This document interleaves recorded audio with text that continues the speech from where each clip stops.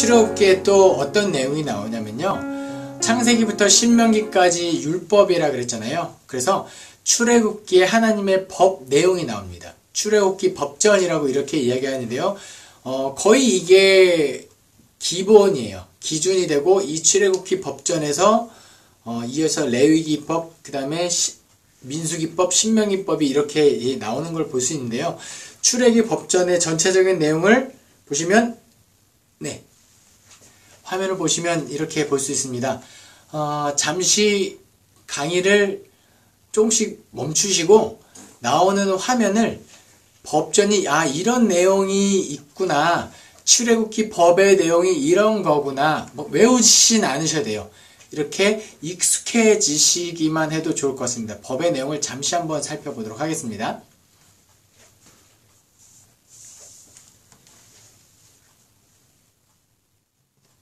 네, 출애굽기 20장에 제단법, 제단을 어떻게 만들어라.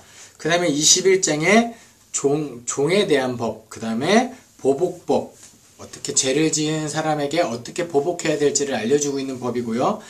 22장에 배상법, 그 다음에 기타 사회질서, 23장에 공정한 재판, 대충 어떤 절기에 대한 법, 그 다음에 여호와를 어떻게 섬겨야 될지를 이렇게 일러주고 있죠. 법의 내용을 쭉 보시면 되는데요, 법 중에서 제가 한 가지 여러분과 조금은 의미를 나누고 싶은 게 뭐냐면 보복법입니다. 구약시대의 핵심, 보복법의 핵심은 뭐죠? 눈에는 눈, 이에는 이예요. 눈을 다치게 하면 눈을 다치게 하고, 누가 나의 이를 상하게 하면 상대방의 이를 상하게 하는 게 보복법의 핵심이죠. 근데 하나님께서 이 뭔가 좀 용서하고 뭔가 내가 입은 피해를 있는 그대로 돌려주는 거 왠지 하나님스럽지 않은데 왜 이런 보복법을 주셨을까요? 네, 얼마 전에 저희 담임 목사님께서 설교하셨는데요, 보세요. 누가 내 눈을 이렇게 때렸어요. 화가 나겠죠? 그러면 나의 그 화가 나는 감정은 단지 눈에서 끝나지 않을 가능성이 많습니다. 눈을 치고 다른 데를 또 치고 여러모로 다른 상대방의 내가 받은 것 이상의 피해를 돌려줄 수 있다는 거예요. 그러니까 너무 심하게 하지 말고 내가 받은 피해만큼만 해라. 이게 보복법, 눈에는 눈, 이에는 이에 담긴 첫 번째 하나님의 뜻이고요. 두 번째 하나님의 뜻은 무엇이냐면, 제가 만약에 누구를 쳐서, 누가 저를 쳐서 앞니가 하나 나갔다고 생각해 보겠습니다.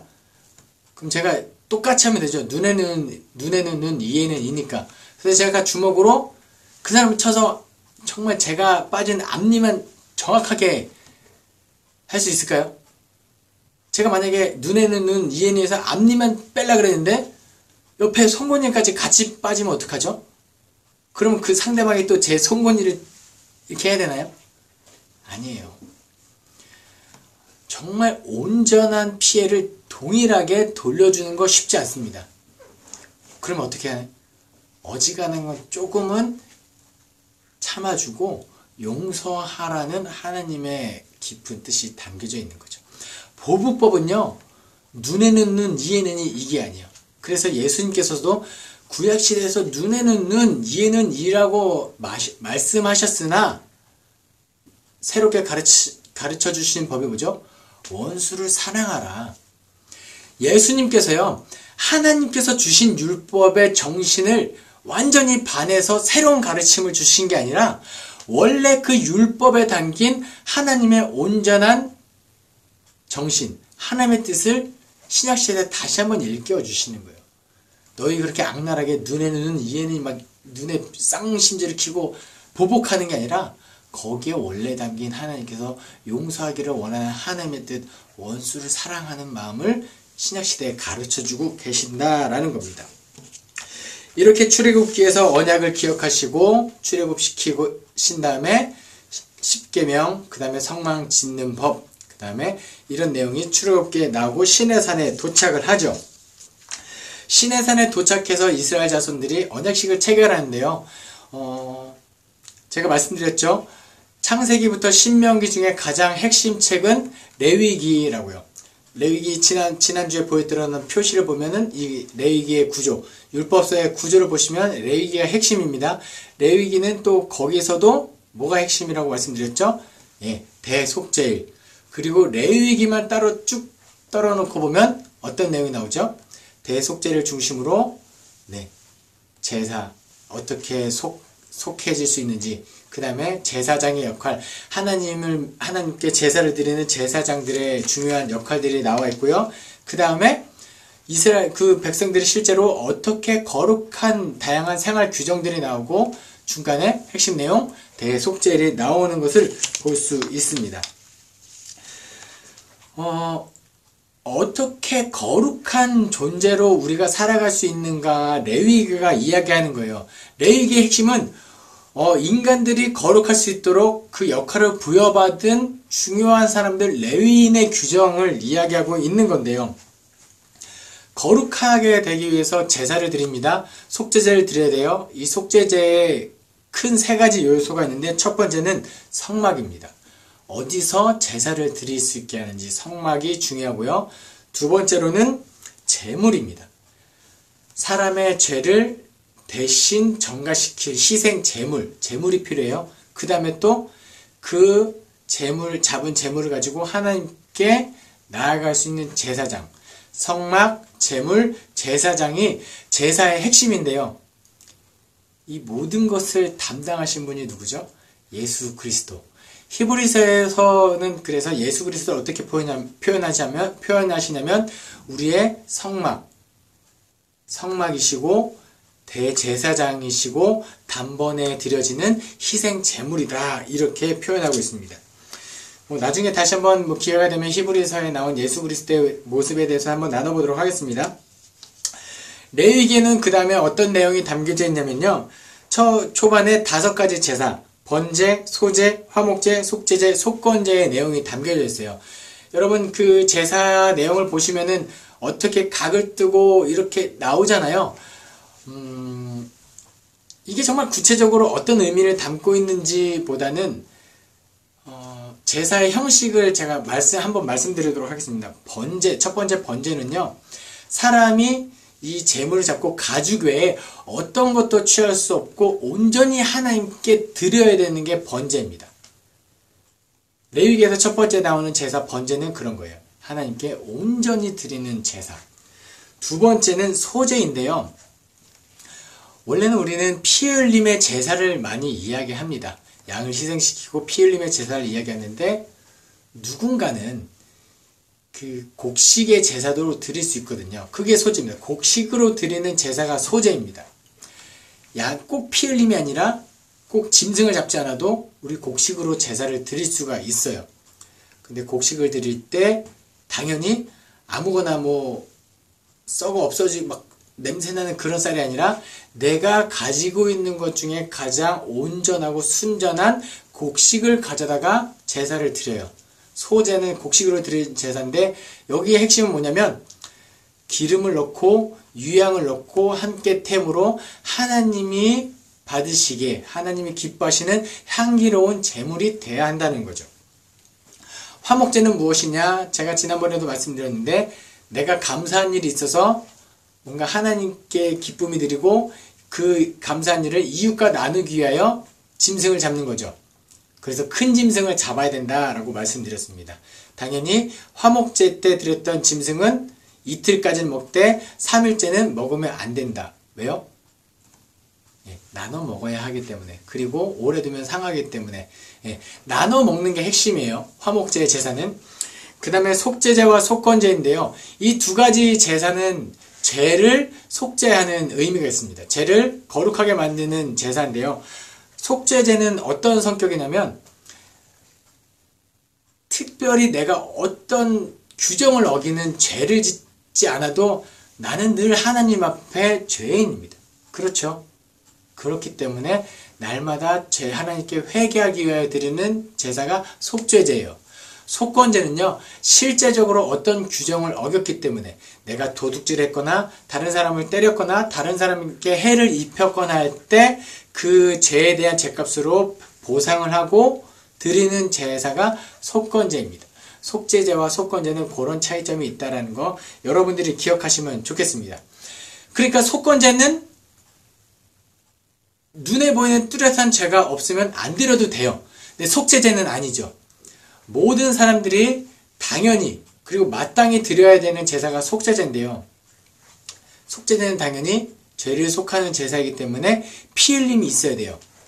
내가 제물을 가져다가 나의 죄 있는 사람이 내 죄를 희생 제물에게 안수해서 내 죄를 전가시킵니다. 그럼 이제 나 대신 누가 죽으면 되죠? 네, 제물. 죄를 지은 사람이 내 죄를 안수해서 전가하고 그 제물을 직접 잡습니다. 희생시키면 그 피를 제사장이 가지고 가서 성소 근처까지 개서 땅을 정하게 거룩하게 만드는 의미로 피를 뿌리면서 속죄제를 하나님께 드리죠. 레위기의 핵심은 거룩함입니다. 그래서 제사를 어떻게 드려야 하는지, 그리고 제사를 드리는 제사장의 역할은 무엇인지, 그리고 실제적으로 이 땅에서 거룩함을 살아가는 사람들의 삶의 규정들이 레위기에는 기록되어 있다라는 겁니다. 여러분들께서 레위기를 읽으실 때 우리가 어떻게 하면 거룩할 수 있는지, 우리를 거룩하기 위하여 제사를 드렸던 성막, 제물, 제사장의 이 모든 역할 예수 그리스도께서 어떻게 감당하셨는지 한번 읽으시면서 마음에 감동이 왔으면 좋겠습니다. 이제 네 번째 책 민수기인데요. 민수기는 영어로 넘버스라는데요. 숫자를 세는 거예요.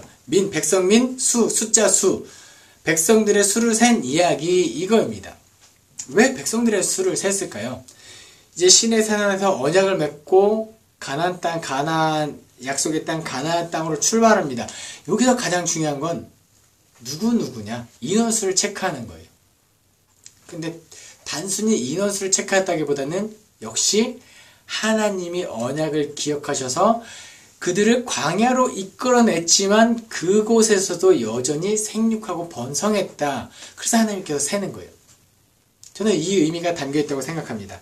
백성들의 수를 카운트하고 누구 인원 체크가 끝나면 우리가 광야를 지나는 동안에 나팔 신호 규정을 잡고 어떤 순서대로 행진하며 하나님의 뜻대로 이 모든 과정이 이루어지는 게 민수기예요. 그런데 아까 말씀드렸다시피 민수기 14장 가데스바네에서 정탐꾼이 잘못된 정탐을 원망을 했기 때문에 이스라엘 백성들이 40년 동안 광야를 돌고 나중에는 모세도 가나안 땅에 들어가지 못하는 그런 상황까지 이루어지게 됩니다. 여러분들께서 그 민수기에도 다양한 법이 나옵니다. 그런데 출애굽기의 법이 거의 민수기에 나옵니다. 근데 조금 차이점은 뭐냐면 출애굽기 법에서 조금씩 개정되는 내용이 나와요. 어떤 거냐면 원래 이스라엘 자손들은 1년에 3번 성전으로 나아가게 됩니다. 하나님께 나아가야 돼요. 그런데 또 규정 중에 어떤 게 있냐면 너희 자손 중에 범죄를 저지르면 그들은 그 죄를 속하기 위하여 진영 밖에 나갔다 와야 돼요. 진영 안으로 못 들어옵니다. 근데 6월절이 되기 전에 범죄한 사람은 어떡하죠? 진영으로 못 들어와요. 그럼 6월절을 지키라는 법을 어기게 되는 건데 이럴 때 어떡하죠? 민수기에서는 어떻게 법을 개정하냐면 그렇게 해서 나의 죄 때문에 진영 밖으로 나가 있던 사람은 나중에 다시 한 달 뒤에 일주일 뒤에 와서 6월절을 지켜라. 이렇게 조금씩 개정하는 장면이 나옵니다. 그 다음에 이제는 신명기입니다. 신명기에서는 정말 하고 싶은 말이 많은데요. 간단하게 나누도록 하겠습니다. 여러분 혹시 묘비명 생각해 보신 적 있으신가요? 내 인생 마지막에 내가 여기 묻혔을 때 내 묘비명은 이렇게 기록되었으면 좋겠다 하는 내용 있나요? 저는 있어요. 제 묘비명은 나중에 제 유괴미한테 내 아빠 나중에 묘비명 이렇게 적어라. 그게 뭐냐면 당신 때문에 당신이 있어서 행복했습니다. 당신이 없어서 더 행복합니다. 네. 조금은 위트 있는 묘비명인데요. 실제로 제가 왜 묘비명을 이렇게 정의냐면 제가 살아있는 동안에 저로 말미암아 많은 사람들이 행복했으면 좋겠습니다. 예, 그래서 제 카카오톡 명도 다른 사람을 영원히 행복하게 만드는 영호수화인데요. 저 때문에 정말 행복했으면 좋겠어요. 그런데 제가 죽은 다음에 이 영호의 부재로 인해서 저와 관련됐던 사람들이 불행해지거나 슬프거나 그렇지 않았으면 좋겠어요. 제가 없더라도 여전히 저의 후손, 유겸의 손자, 뭐 이렇게 쭉쭉 계속해서 제가 있을 때보다 제가 없을 때 더 행복하기를 저는 정말 소망합니다. 아마 여러분들도 그럴 거예요. 그러니까 나마다 기도 제목 달라 그러면은 자녀들을 위한 기도 제목만 많이 주시죠. 제가 왜 이런 말을 하고 있냐면 신명기에 담긴 모세의 심정을 여러분과 나누고 싶기 때문입니다. 여러분 신명기는요 단어를 해석하면 거듭 신자에 명령할 명자입니다. 거듭 명령한 거예요. 이 어떤 의미를 담고 있냐면요. 출애굽기, 레위기, 민수기까지 해서 모세가 정말 많은 걸 가르쳐요. 계속해서 광야 40년 동안에 가르치지 않았겠어요? 너의 이마에 쉐마 여 들으라 이스라엘 하면서 너희들이 어떻게 살을지 계속 가르치면서 여기까지 왔어요. 근데 모세가 요단강을 건너나요? 약속의 땅 가나안으로 들어가나요? 그렇지 않습니다. 신명기 3장 23절부터 29절 말씀을 함께 읽겠습니다. 그때 내가 여호와께 간구하기를 주 여호와여 주께서 주의 크심과 주의 권능을 주의 종에게 나타내시기를 시작하셨사오니 천지간에 어떤 신이 능히 주께서 행하신 일 곧 주의 큰 능력으로 행하신 일같이 행할 수 있으리이까 구하옵나니 나를 건너가게 하사 요단 저쪽에 있는 아름다운 땅 아름다운 산과 레바논을 보게 하옵소서 하되 어떤 내용이죠? 하나님 저 정말 그 약속의 땅 들어가고 싶습니다. 예전에 무리바 물사건에서 혈기를 내서 반석을 2번 쳐서 하나님이 나를 가나안 땅에 들어가지 못하겠다고 들어보지 않겠다고 말씀하셨지만 하나님 한번 간곡하게 내가 저 이렇게 들어가 보내주시면 안 됩니까? 라고 모세가 이야기하고 있는 거예요. 하나님과 대면하는 사람 모세예요. 어지간하면 하나님께서 들어줄 수 있겠죠. 그런데 26절부터 29절에 다음과 같이 기록되어 있습니다. 여호와께서 너희 때문에 내게 진노하사 내 말을 듣지 아니하시고 내게 이르시기를 그만해도 족하니 이 일로 다시 내게 말하지 말라. 너는 비스가 산 꼭대기에 올라가서 눈을 들어 동서남북을 바라고 내 눈으로 그 땅을 바라보라. 너는 이 요단을 건너지 못할 것임이니라. 너는 여호와에게 명령하고 그를 담대하게 하며 그를 강하게 하라. 그는 이 백성을 거느리고 건너가서 내가 볼 땅을 그들이 기업으로 얻게 하리라 하셨느니라. 그때 우리가 벳부올 맞은편 골짜기에 거주하였느니라. 아멘. 하나님께서 뭐라고 말씀하시죠? 하나님 저 여기 꼭 요단강 건너서 가나안 땅에 들여보내주시면 안 됩니까? 라고 간곡하게 부탁해요. 23절 24절에 하나님은 영광스러웁니다. 하나님의 기분을 먼저 업시키고 간구했는데 하나님께서 26절에 그만해도 족하니 이 일로 다시 내게 말하지 말라. 모세야 그만해라. 여기까지 수고했다라는 저는 의미로 받아들입니다. 모세 너 가나안 땅에 들어가면 약속의 땅이지만 거기서 너무 힘들어. 지금까지 나의 종으로서 여기까지 너무 수고했다. 이제 너 편안히 좀 쉬어라. 하나님의 사랑이 담긴 멘트라고 생각해요. 그만해도 좋다. 그만해라. 이 일로 다시 내게 말하지 마라. 자꾸 말하면 내 마음이 슬프지 않겠냐. 좀 하나님이 모세를 너무 사랑해서 가나안 땅에 들여보내지 않았다고 저는 생각이 듭니다. 실제로 제가 성지순례 가서 모세가 죽은 느보산에 올라가서 가나안 땅, 약속의 땅 가나안을 바라본 적이 있습니다. 거기 올라가서 가나안 땅을 바라보며 모세의 심정을 한번 느껴봤습니다. 그 가나안 땅을 바라보는 모세의 심정.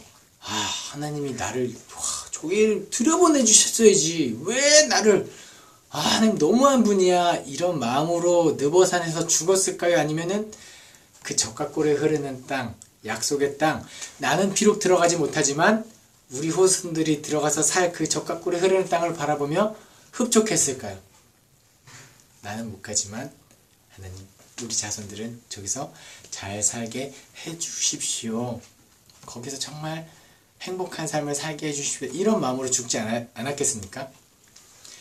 이런 심정으로 쓴 책이 신명기라는 거예요. 나는 거기 못 가요. 너희들과 같이 가지 못합니다. 그런데 마지막에 거기 들어가서 너희가 어떻게 하나님의 백성으로, 어떻게 거룩한 백성으로 살아갈지 구구절절 이야기하는 게 그 아버지의 마지막 유언에 해당하는 게 신명기라는 거예요. 그러니까 신명기에 기록된 법들이 어떤 심정으로 쓰여졌는지 여러분들이 한 번쯤은 헤아려 봤으면 좋겠습니다. 다양한 법들이 나오죠. 한번 표를 한번 보시겠습니다.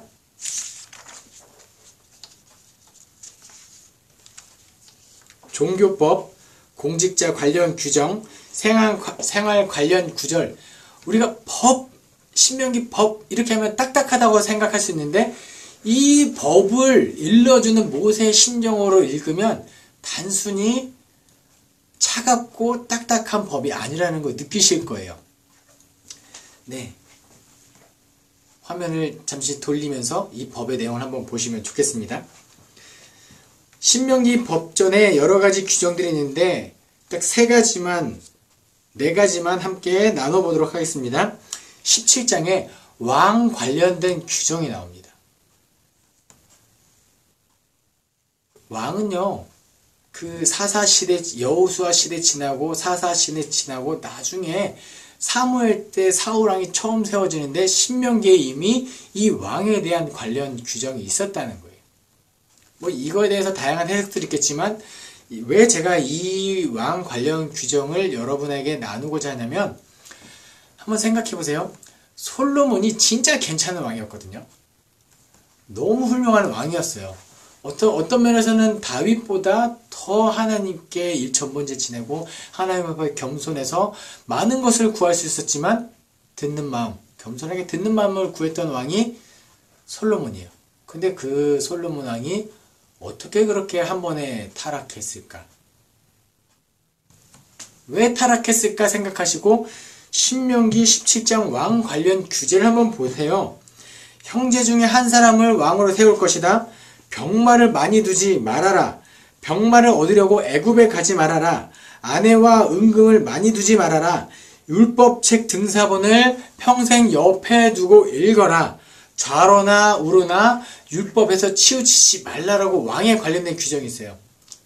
이 규정을 기준으로 삼아서 솔로몬을 한번 판단해 보면 하나님의 말씀대로 살아가지 못했기 때문에 하루아침에요? 아니에요. 하루아침이 아닙니다. 그들이 솔로몬이 승승장구하다가 점차 하나님의 말씀을 멀리하면서 그가 타락하게 되었다는 거 여러분들이 기억하시면 좋겠어요. 또 20장의 전쟁 관련 규정에 전쟁이 나면 누구나 와죠. 이렇게 전쟁에 참여해야 되는 사람들이 오면 되는데 안 와도 되는 사람이 있어요. 낙성식을 한 사람들, 그 다음에 포도원에서 이제 열매를 막 거둬야 되는 사람들, 이제 결혼해서 새신랑 이런 사람들 오면 안 와도 된다. 어느 정도 타당하죠. 그런데 어떤 것들이냐면 두려운 사람들. 정말 아무나 내가 두렵다고 하면은 안 와도 되는 그런 사람들이 하나님께서 누구요? 억지로 끌어서 쓰시는 분이 아니라는 거예요. 하나님께서 자유의지를 주셨고 원할 때 나와라. 하나님이 필요할 때, 하나님 원할 때, 너희 원할 때 나오라는 이 하나님의, 그러니까 법에는 강제성이 있지만 하나님께서 억지로 하지 않는다는 거 여러분들이 기억하셨으면 좋겠어요. 그 다음에 22장입니다. 어미새와 알을 한꺼번에 취하지 말아라. 그리고 집을 지었을 때 난간을 잘 지어서 사람이 떨어지지 않게 해라. 뭘 이런 것까지 신명기 법에 기록되어 있나 싶죠. 그런데 한번 보세요. 어미새와 알을 한 번에 취하지 마라. 이거 미물에게도 함부로 하지 말라는 규정이에요. 새들에게 함부로 하지 않는 사람은 당연히 사람에게 함부로 하지 않습니다. 그 우리나라의 강아지의 아버지라고 하는 그 강여국 씨가 이런 말을 한 적이 있어요. 제가 그 강여국 씨가 개 복지를 위해서 이렇게 열심히 하면 누군가가 이렇게 이야기합니다. 지금 사람도 먹기 살기 힘든데 뭘 이렇게 개를 챙기냐.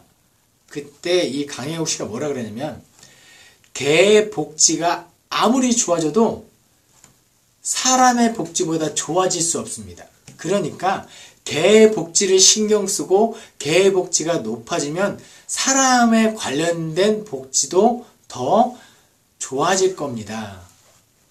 지금 신명기 법전에 나온 정신을, 이 사람이 기독교인인지 모르겠지만 신명기 법전에 있는 정신이 그대로 담겨 있는 거죠.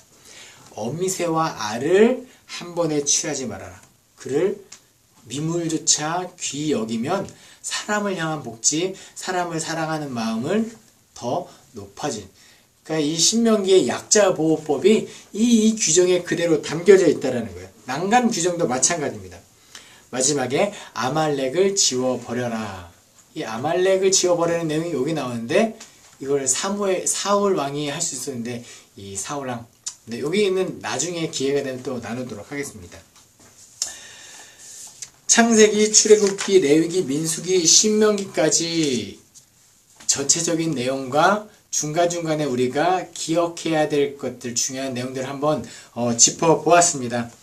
여러분들께서 이제 또 율법서를 다시 한번 통독하시면서 읽을 때 제가 짚어드린 내용들, 그 다음에 율법서 통독하시면서 우리가 기억해야 될 하나님의 마음, 율법의 정신을 염두에 두시면 적어도 이 율법서를 읽을 때 잠이 오거나 딱딱하거나 참 어려운 책이다 이런 느낌은 없으실 것 같습니다. 아무쪼록 이 구약의 숲 강의를 들으시면서 통독까지 함께 이해할 수 있는 여러분 되었으면 좋겠습니다. 기도하겠습니다. 사랑이 많으신 하나님 아버지 감사합니다. 오늘도 부족한 종의 입술을 통하여 창세기부터 신명기까지 하나님의 마음을 나눌 수 있게 하시니 감사드립니다. 아무쪼록 하나님의 뜻을 깨닫는 것에서 그치지 않게 도와주시고 우리의 삶에서 하나님의 뜻대로 살아가기 위하여 애쓰는 그리스도인 다 되게 하여 주시옵소서. 감사드리며 예수 그리스도 이름으로 기도합니다. 아멘.